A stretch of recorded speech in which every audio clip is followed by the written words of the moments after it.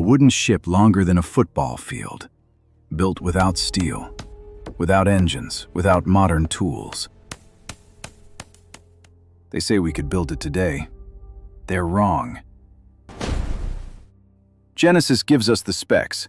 300 cubits long, that's 510 feet. 50 cubits wide, 30 cubits tall. That's not a boat. That's a floating fortress. And here's what nobody tells you. The problem isn't the tools, it's physics. And physics doesn't care about your faith. Picture a football field. Now add half of another one. That's the length. Stack 4 full floors on top of each other. That's the height. Line up 3 city buses side by side. That's the width. Now imagine waves hitting that. Storm winds, no rudder, no engine, just wood and hope. Modern naval architects looked at these dimensions and found something disturbing. The proportions are actually perfect. 30 to 5 to 3, length, width, height. The same ratio used for modern cargo ships. But there's a problem. Wood has a breaking point, and the Ark is way past it. Ships this size flex in waves. The hull twists, seams open, water floods in. The longest wooden ship ever built successfully was 329 feet, the Wyoming. It leaked so badly, they needed steam pumps just to stay afloat. It sank anyway, in 1924. The Ark? 510 feet, 180 feet longer, with no pumps. In 2016, someone decided to just build it. $100 million, 6 years, Williamstown, Kentucky. Full biblical dimensions, 510 feet of wood and ambition.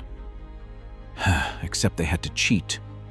Hidden inside, a full steel skeleton, because the wood alone would collapse under its own weight, and it doesn't float.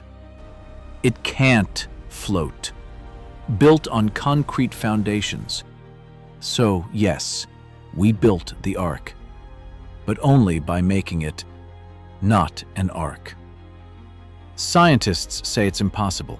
Engineers say the physics don't work. Historians say wooden ships that size tear themselves apart.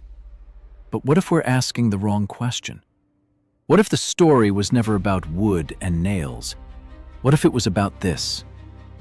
Would you build something impossible if everything depended on it? Consider this. Ancient civilizations built things we still can't fully explain. Pyramids with blocks we can't lift. Aqueducts that still function. Concrete stronger than ours. And they did it with hand tools, ropes, and wooden pegs. So when Genesis describes gopher wood and pitch, maybe we're missing something.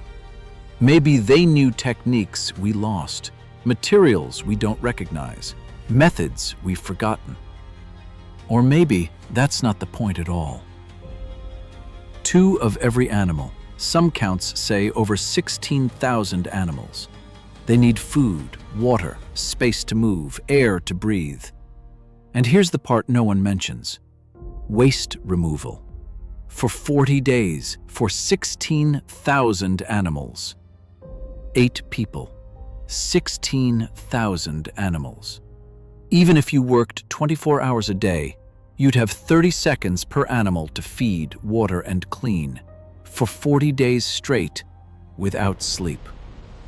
Today, we could build a ship that survives anything.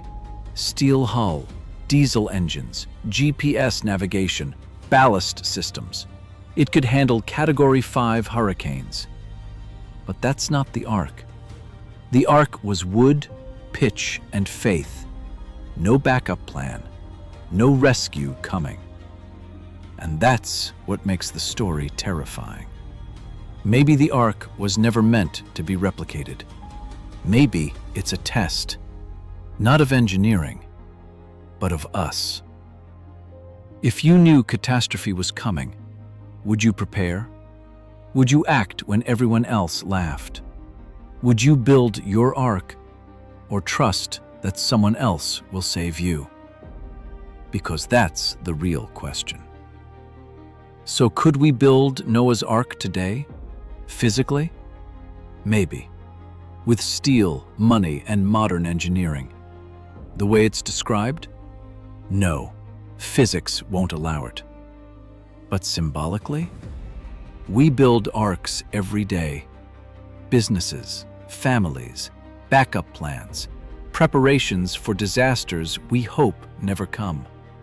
The ark isn't about wood. It's about what you do when the flood is coming. Here's what keeps me awake. If the flood was real and the ark did survive, what did Noah know that we don't?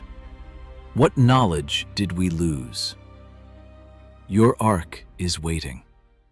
Will you build it?